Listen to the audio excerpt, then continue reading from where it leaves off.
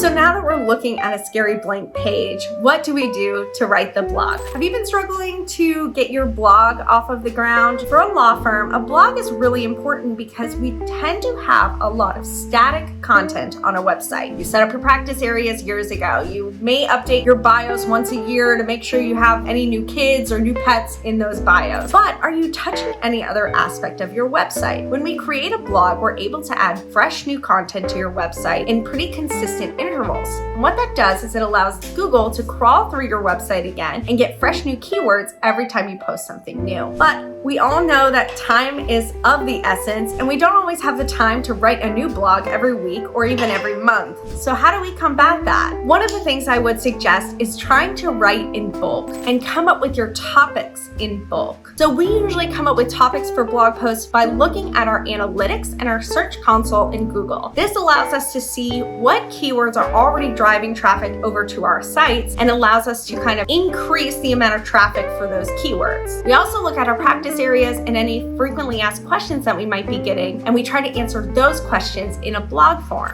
You really want to be blogging at least once a month, ideally maybe even once every 2 weeks for good SEO practices for your firm. If you have the topics already, say maybe you picked out 10 and you have time over a holiday, over a long weekend, or maybe a slow part of time for your practice, you might be able to push out 5 to 10 of these blogs. That sounds easy, of course, and I know you as a lawyer are very used to writing.